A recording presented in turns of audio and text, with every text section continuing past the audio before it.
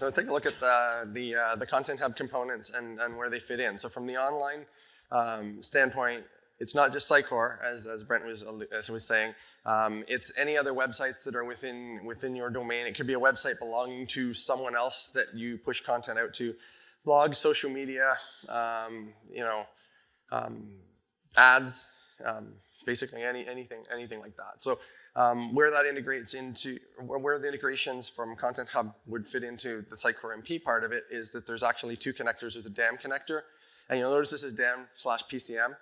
The PCM is your product content. So what that means is if you enter in your products and families and you're assigning your content to products, if any information changes about your product, you can send off notifications to all of the content authors that have created content for that, saying, hey, that needs to change, right? You can even make it smarter because you can write your own code and stuff based on the trigger to go through and see what changed, because you get that information from Content Hub, what the differences are between the two versions, and actually scan the content and say, well, you know what? We're no longer supporting a pink version of this product. You can search the content for pink. You can look for images that are pink based on the auto-tagging metadata to see if there's any pink color in there, and then flag those specific items and save yourself time by saying, these ones here are the ones that people have to look at and make sure manually whether you have to change them or not. So that's pretty powerful.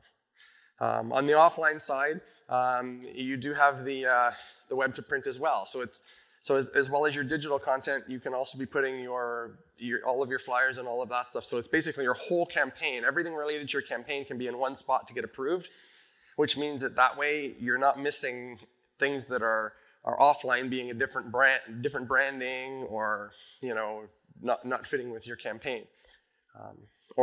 And if all your campaigns are there, you can see it across all the campaigns and make sure that all your campaigns are flowing.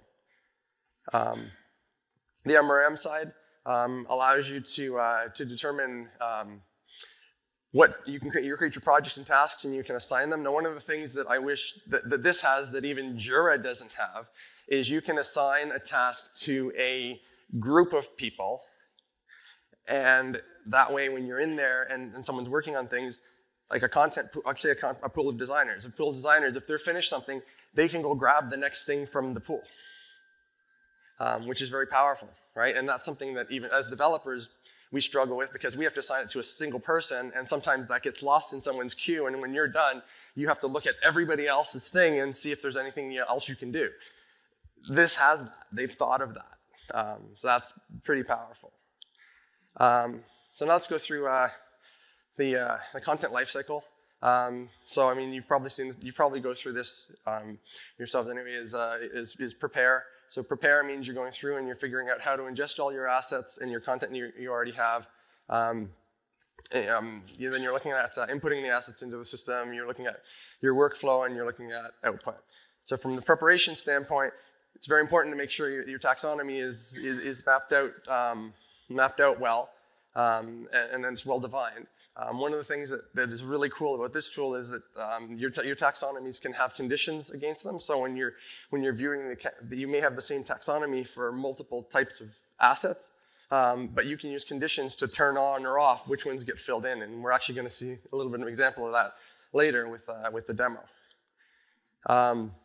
Input your initial load, and there's the you can also it's your one-time feed of uploading an asset. You can also use scripts to sync stuff in as well.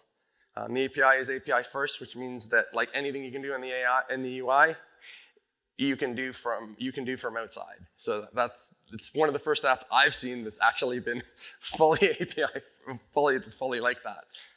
Usually other ones have some limitations on what you can't do, but this one doesn't. You can do everything. So through the process stage, that's where you can implement your auto tagging, manual tagging, putting overlays on it.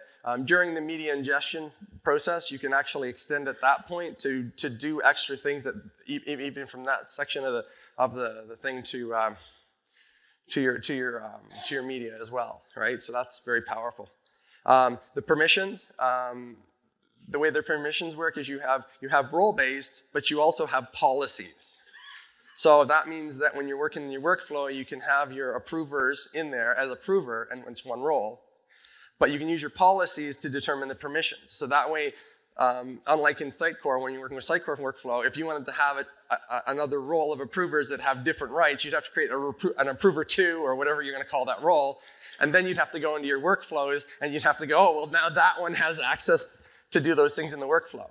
Because these things are separated out, it's very powerful, and I'm hoping that that will translate to the rest of Sitecore in the future. The output, the ways to output, there's many ways to output. So you can be a Sitecore rich text box. It can push out to another website, social media, or we've got the web to print, so you can print out your flyers to get the content sent out that way. And it's all the same master content that gets stored, and if that gets updated, all those other places that are using it get updated as well.